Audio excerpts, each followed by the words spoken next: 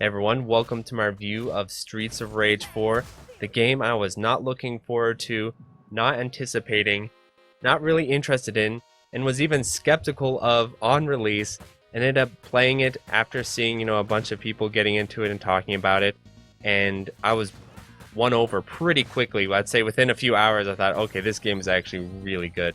And so I'm really excited to talk about this game and give my review. Originally, I was going to do an entire review play of this, so I was going to go do a hard mode clear and kind of do some commentary / reviewing like I do on this channel. Those are called review plays if you're interested in that. But what ended up happening is, for circumstances outside my control, as you'll see at the end of the replay here, I ended up not being able to complete this credit. And the thing is that this credit was going so well that I was pretty frustrated. I didn't really want to redo the whole credit, and so I thought, okay, well, let's just use the footage I have and kind of condense it down anyway, because is anyone really gonna sit through a 2-hour commentary of Streets of Rage anyway? So I'm gonna try and keep this a little bit more like a standard review. But yeah, so let's start talking about Streets of Rage and also just my experience with beat 'em ups as a whole. So I was asked recently on a Game Fellas episode, which took me a little bit by surprise. Aggro Sky, Shmup Master, asked me, hey, are you a fan of beat 'em ups? And he was referring to Streets of Rage 4 specifically. And I was a little bit surprised. It's like, yeah, of course I'm a fan of beat 'em ups. It is one of my favorite genres. And in fact, in the sort of labyrinth or pantheon of Mark's favorite genres, beat 'em ups predate shmups and fighting games. So fighting games were pretty early. But before shmups and fighting games, beat 'em ups were definitely among my favorites. And one of my favorite games growing up, and even now, is Turtles in Time on the Super Nintendo. I play that on the regular. Pretty much every other time I take out my Super Nintendo, I do a quick credit of Turtles in Time on hard mode. And so yeah, beat 'em ups are some of my favorite, because it is sort of like a hybrid between a shmup and a fighting game, right? You get elements of both. You do routing, but you also have sort of fighting game tactics and stuff like that. And so when it comes to beat 'em ups, I'm pretty picky as far as what I like and what I don't like, and what I'm looking for. I do know that there are beat 'em ups out there, or I guess games that you could kind of classify as beat 'em ups that people tend to like that I'm not really that big a fan of. For instance, like Castle Crashers and stuff like that. I usually want my beat 'em ups to feel a little bit more technical and to feel a little bit more challenging and weighty. And I am a fan of the Streets of Rage series on the Genesis, but overall, I'm usually looking for stuff like, again, the Konami beat 'em ups, Batman Returns, or Turtles in Time, or like Final Fight, or The Punisher, a lot of the arcade exclusive beat 'em ups. And so, again, my expectations for Streets of Rage 4 were pretty low coming in, because first of all, it's not a series I'm usually all that interested in, though I do like the games. And also, it's a sequel, right, from a different developer of some kind. So I thought, okay, we've come across this before with Turtles in Time Reshelled, which was a nightmare. And I think there was some sort of Double Dragon remake a while back, right? That wasn't very good. You can fact check me on that. If I'm wrong, I'm wrong. My memory's a little hazy there. But I think there has been a little bit of a trend over the past few years of people remaking these popular beat 'em up franchises from the past with pretty poor results. And so I was thinking, oh, that's probably going to be Streets of Rage 4. And I do remember kind of early on hearing criticism about the updated art style, and I thought, okay, well, the art style is probably the least of this game's problems, right? Just thinking again about Turtles in Time Reshelled or something like that. But I do have to say, kind of speaking on the art style just specifically, I am not among the people who are criticizing the art style, because I actually really like it a lot. Specifically, I'm a little bit worn out on all these sort of modern remakes of games being pixel art. I know pixel art's the jam, and I do enjoy pixel art, of course, where most of the games I play comprise of pixel art. But at the same time, right, I do always kind of wanted these genres to move into a more stylized direction, at least on occasion. And so yeah, I think this stylized version of Streets of Rage's art is absolutely fantastic. I love it a lot. I know people are super attached to that Genesis pixel art style, and I'm sure people even now are critical of this game because it doesn't follow that.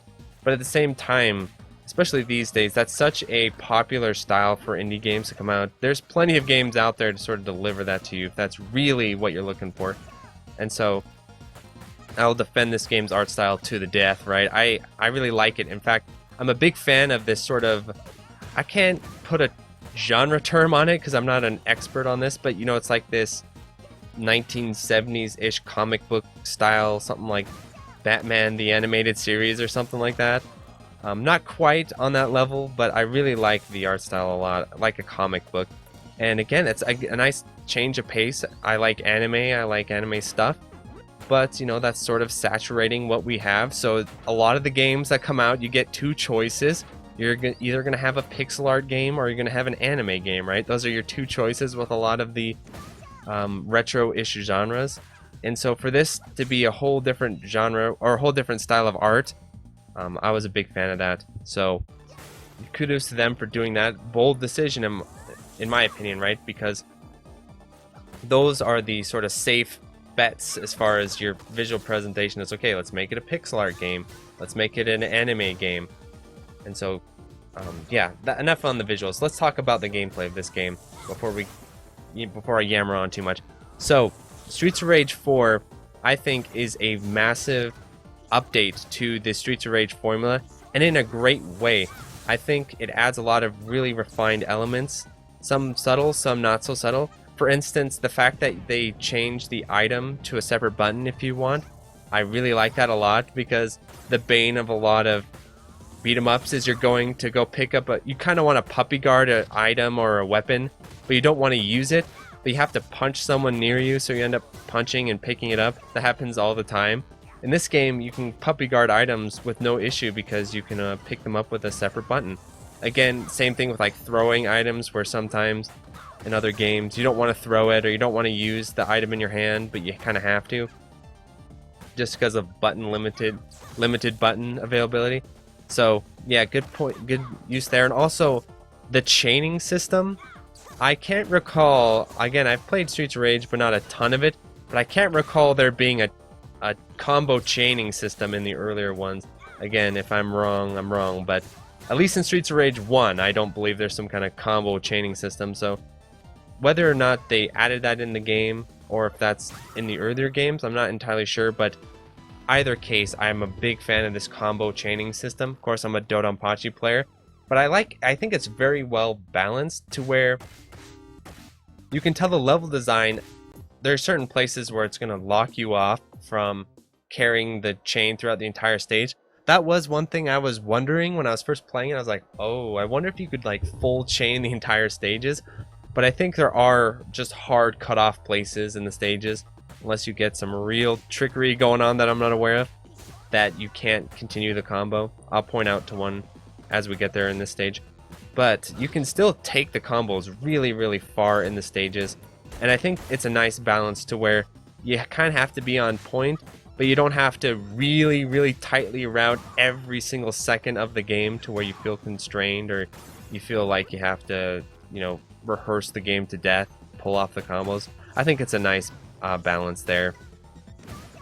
And another thing they added a special move with 2 different variations, and it adds a lot to not only the gameplay diversity, but also the character diversity. So the special move with Blaze is my favorite character.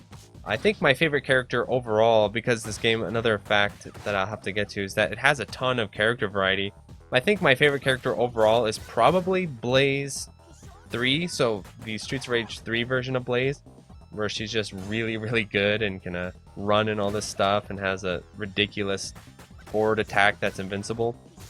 But the Streets of Rage 4 version of Blaze is also very good, or at least effective. I'm not sure what the tier list on the characters are, but I think she is a very effective, good character. With some flaws, but overall very, very good. And I think if you're wanting to get into the game, she's definitely a good character to start off with. I think also the model looks really good. At first I was a little bit confused. I was like, why is she in that outfit? But apparently what happened is she ended up, because in the other game she's some kind of a police officer, right? So I was like, okay, maybe that's how she does it, right? She's like this hooker police officer or something like that. but actually she's an aerobics instructor. I was like, okay, so she got out of aerobics class and throws on her leather jacket. I guess that's kind of the idea. Anyway, it looks good. Yeah, a little bit of sex appeal never hurt anyone, right? And so, again, talking about the specials, the way it works is that you have the neutral special, which you use for defense. So that's, you just press Y or whatever button you assign it to without a direction. And for her, it's like this backflip kick. And what's really good about that is the bane of all beat 'em up players is when an enemy gets behind you. And of course, you have a back attack. But the problem is, even with games with back attacks, is that usually when someone gets behind you, there's also someone in front of you, and your character model can get real confused, and you end up hitting the guy behind you, but then the guy in front of you punches you. It's a, you know, a problem as old as time in beat 'em ups. But what's really cool with this defensive special is that you can kind of cover yourself completely, and you can use it in combos and stuff. But rather than straight up taking health out of your life bar, which is usually what happens to you in beat 'em ups with your special moves, and the way that you use them is you usually route them into your tactics, like, oh, I'm about to get a health upgrade here, so I'll go ahead and go ham with my special moves and refill and all that.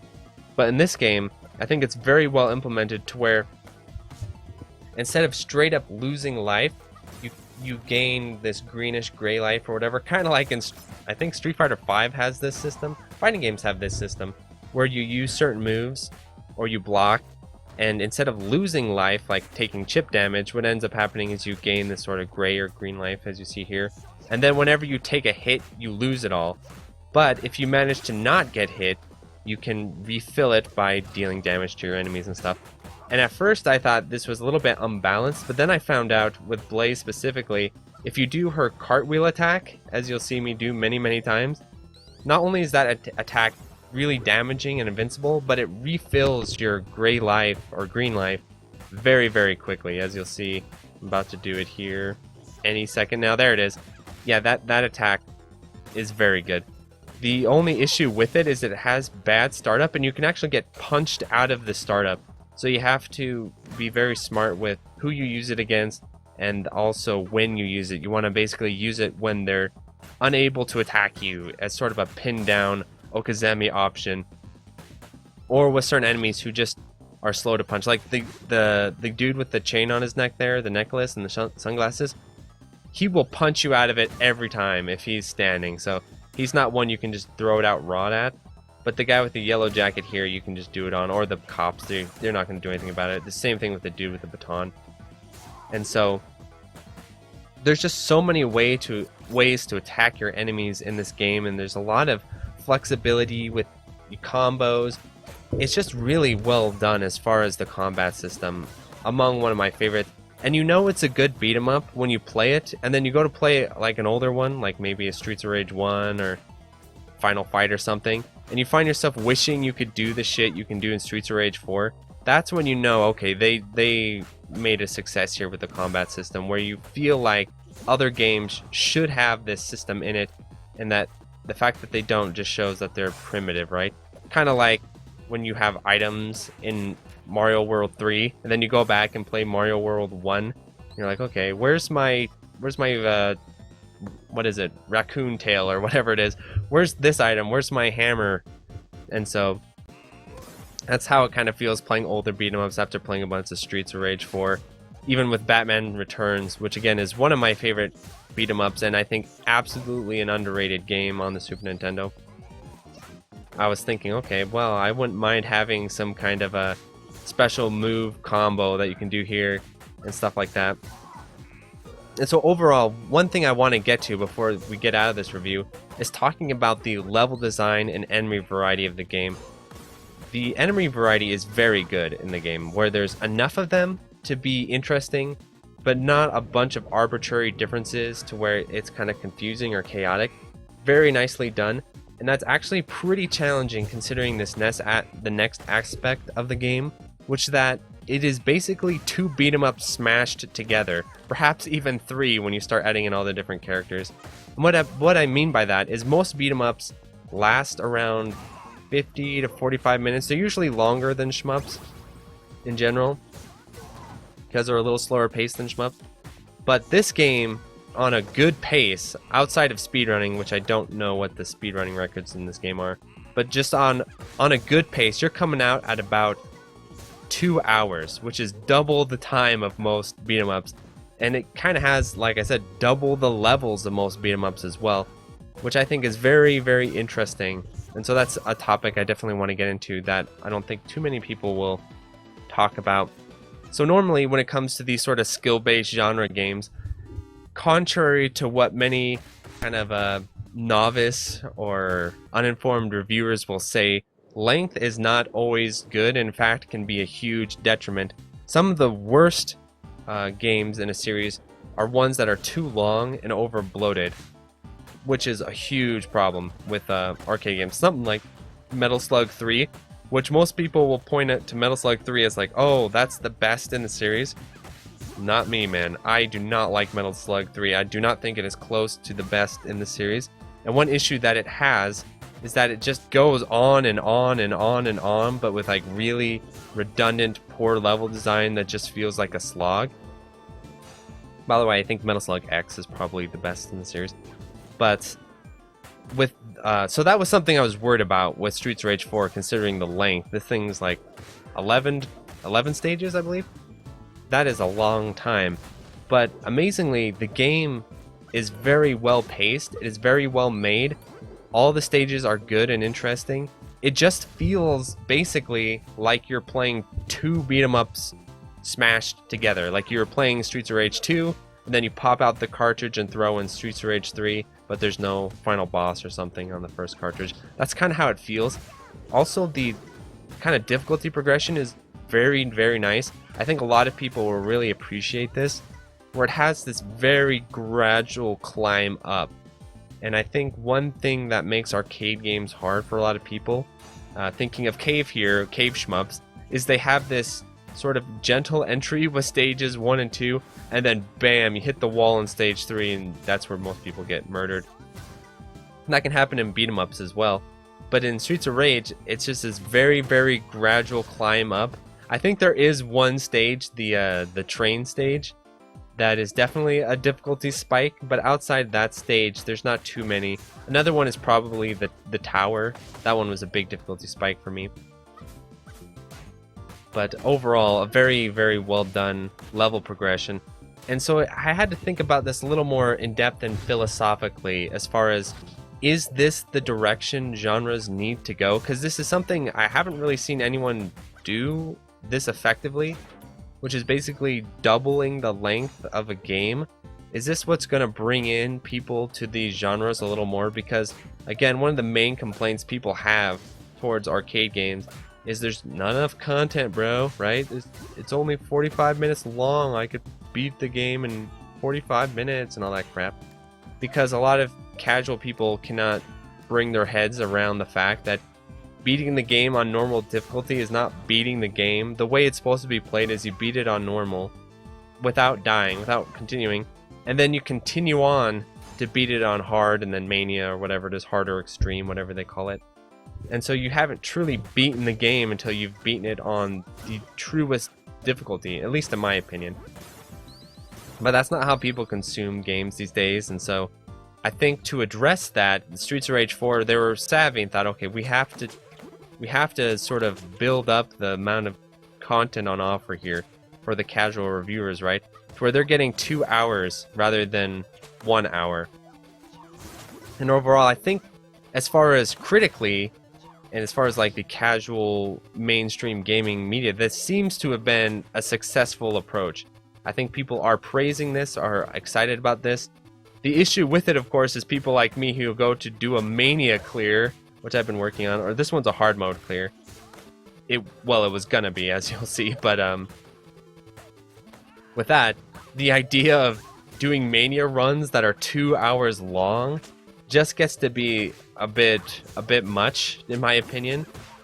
But I think they did the difficulty pretty well, even for the higher achieving stuff, because the way they sort of structure it is you get some really brutal stages, but then you'll get some stages that will basically be resource refiller stages. And so again, the pacing is very nice. So I can't really comment on that as a flaw. It's just a very interesting decision that I wonder if that's going to be the future direction.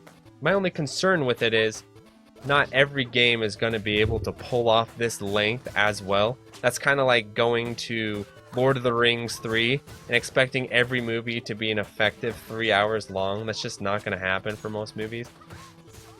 You have to really know what you're doing.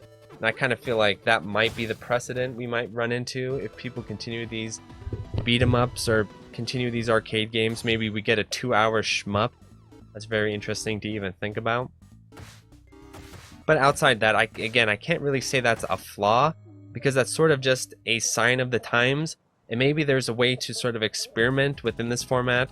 Maybe do a mode that cuts out the filler stages and just does all the hard stages only. Maybe something like that.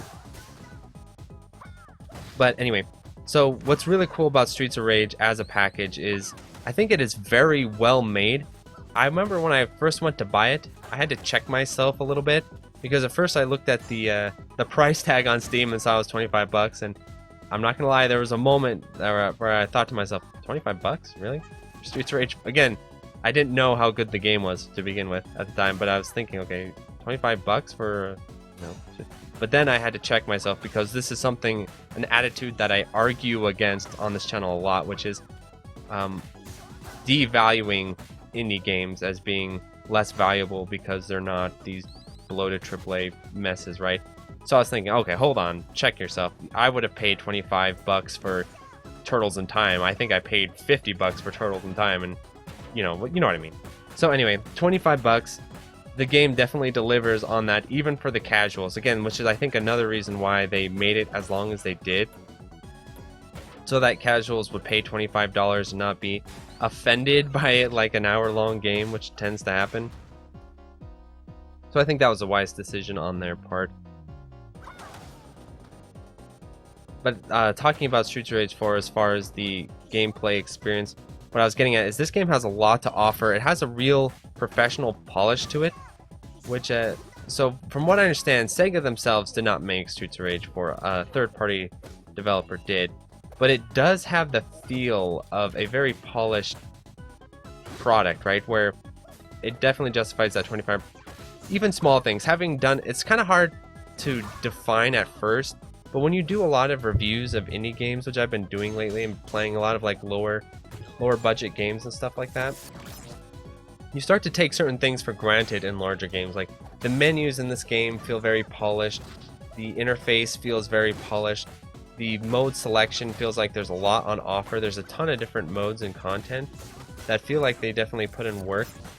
Thank God. Yes, there are sort of training options in the game. There is a stage select that allows you to not only choose the stage, which is absolutely necessary for a game this long, right? But also lets you choose the difficulty.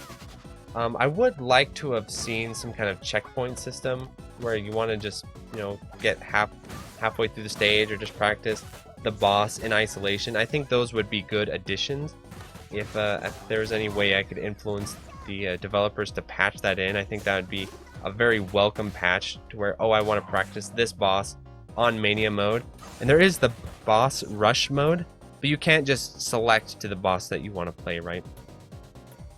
And so before this replay tragically comes to an end early, let me get some of my other thoughts and criticisms out there. So overall, an extremely good game. Like I said, definitely going to be my game of the year for 2020 unless something amazing comes out that I'm not expecting. But it's very rare for a modern game to come out and have me play it for 4 days straight. What usually ends up happening is that I get a new game, even a game I'm looking forward to, like Neo 2 or something like that, or Hitman 2, and I play them for a day or two pretty religiously, but then after a while, you know, I start to sneak in some Dodonpachi, I start to sneak in some Melee or something like that, end up moving on earlier than expected. That happens a lot. I don't think that happened with Streets of Rage 4 though. I put tons of time into this game, and here's why the credit ends, because I ran into this game-breaking glitch here where I got stuck in a boot load screen and killed my credit. But this is actually the only time this ever happened to me, so it's really funny that it happened when I'm recording for my review. But I think the only other criticism I have of this game is that the final boss feels a bit underwhelming. I think they needed one more final boss after the final boss, a TLB. I was actually expecting one to appear. When it did, and I was kind of like, what? So I think that was one other thing they could have added in to make the game, especially since it's 12 stages, right? I feel like the 12 or the 11 stages, or I can't remember how many stages now, there's so many, but the final stage is absolutely brutal. So I can understand why they felt like another boss may have been a bit much for most players, but I think just granted how good this game is and how much it feels like a real hardcore classic beat 'em up or something like that, I think a TLB would have been a really good addition. But overall, yeah, that is my review. 10 out of 10. Basically a perfect game in my opinion. Here's to hoping the Mania clear appears, because man, Mania mode in this game is no joke. I'm gonna be going for the Mania clear, so keep an eye out for that. Thanks so much for tuning in, and yeah, also shout outs to my patrons. So thank you to Dingo, Anthony A, Ben Wynn, Brian Shiver, Dunpill 2064, EC2151, Eric H, Full Set, Retro Schmupper, Gus, Kiwi, Joe Angelo, John, Gameboy Guru, K, Quentin, Malaise, Mark Sloan, Martin, Maz, Mayhair Calendrian, Nathaniel Davis, and Electron, Neon Daggers, Okla Kugels, Parlar, Resosis, Sir Thumb, Sent Marap, Smacky Factor, Sugumo, Turopon, Young Money Sui, Plasmo, and Utakaya. Thanks for watching.